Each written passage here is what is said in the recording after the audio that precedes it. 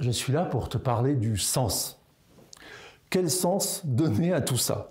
Quel sens donner à cette épidémie ou agression virale qui nous touche et qui nous conduit à rester confinés, à rester à la maison, avec quand même des inquiétudes parce que chacun, chacune a une connaissance, un ami qui non seulement est confiné et reste à la maison, mais qui est certainement porteur du virus et qui a eu des symptômes, etc., etc. C'est assez inquiétant quand on a un proche qui commence à avoir des symptômes parce qu'on se demande jusqu'où ça va aller.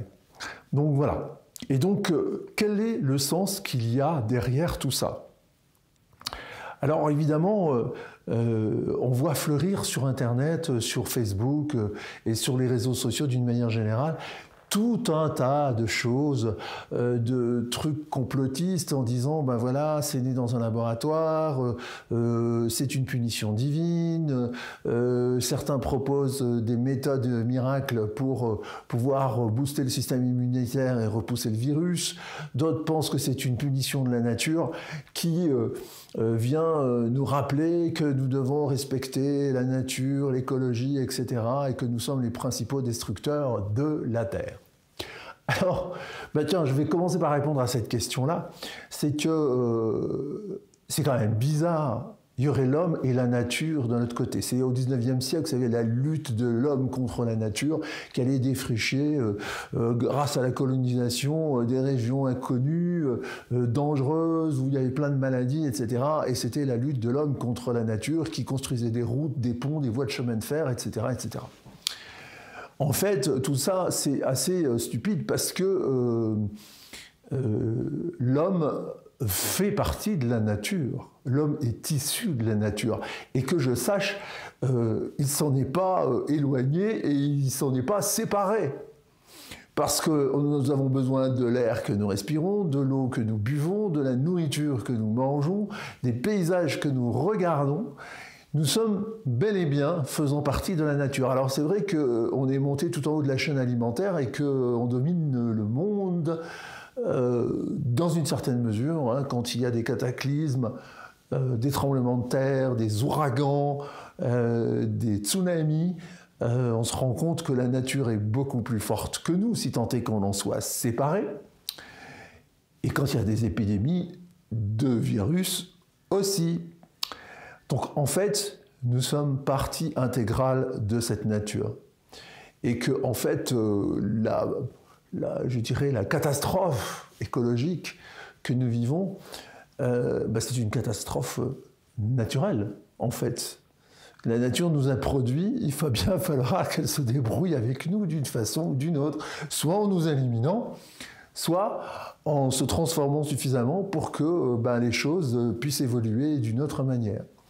Donc en fait, si vous voulez, je voudrais attirer votre attention là-dessus parce que y a plein de phénomènes comme ça ou de division, de séparation projetée vers l'extérieur. Et ce n'est quoi? Ce n'est que, d'une certaine manière, la projection extérieure du conflit intérieur que nous avons. C'est-à-dire qu'on aime bien le confort, on aime bien profiter d'Internet, on aime bien regarder cette vidéo, on aime bien tout un tas d'autres choses, avoir une forme d'abondance dans nos sociétés, et en même temps, on voudrait que la nature soit respectée, etc., etc.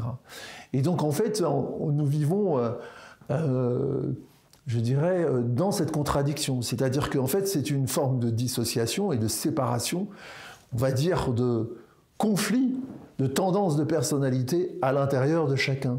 Parce que même les plus radicaux, des zadistes qui voudraient retourner à un mode de vie simple, etc., ils utilisent Internet pour leur communication, ils utilisent les routes, ils utilisent tout ce que la civilisation que nous avons construite apporte pour pouvoir faire passer leur message déconstructiviste.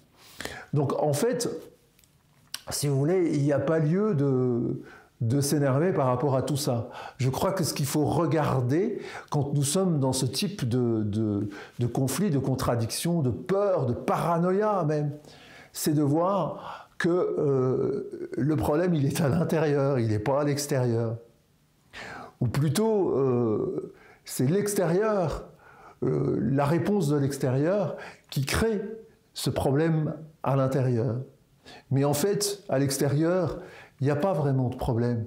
C'est simplement des contextes de vie dans lesquels nous sommes plongés, qui nous conditionnent et qui provoquent en nous des réactions.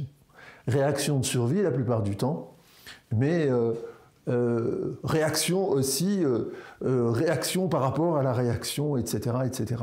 Et toutes les interactions qui nous relient aux autres. Donc en fait, ceux qui me connaissent ont reconnu là l'aspect dissociatif de la personnalité humaine. Effectivement, nous avons une personnalité dissociative.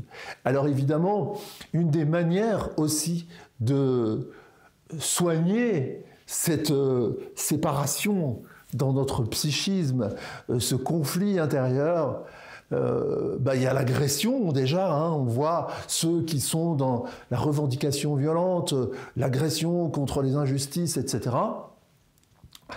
Et puis il y a ceux qui essayent de trouver, je dirais, des moyens d'apaiser tout ça. Et des moyens d'apaiser tout ça, mais qui sont aussi de nature à créer une autre forme de dissociation. Comme par exemple, tout ce qui pourrait être des théories ou des opinions consolantes par rapport à tout ça, en disant, en partant du fait que, c'est le karma, qu'après tout ça, il va en sortir quelque chose de meilleur, de plus éveillé, que si jamais on disparaît, nous allons rejoindre nos ancêtres dans un monde meilleur, etc., etc., etc. Et certains, j'ai vu des choses comme quoi, certains, même des hypnothérapeutes, rentrent dans les idées de vouloir communiquer avec les défunts, rester en contact avec ceux soit qui sont décédés du virus, soit bien décédés auparavant, etc., etc. Et être en contact aussi avec leur moi supérieur, leur moi transcendantal, etc. Et donc, pour moi, tout ça, ce sont des introjections. Ce sont des créations de l'esprit.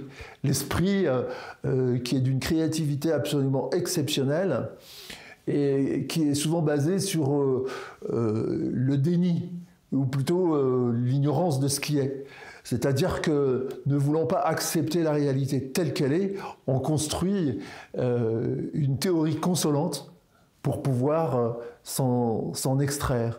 Alors la consolation, on peut la trouver dans la colère, ou on peut la trouver dans l'amour inconditionnel et universel. Mais ce n'est jamais qu'une consolation qui nous éloigne de nous-mêmes et qui nous éloigne, en fait, de la réalité intrinsèque du monde, qui finalement, nous sommes un minuscule grain de poussière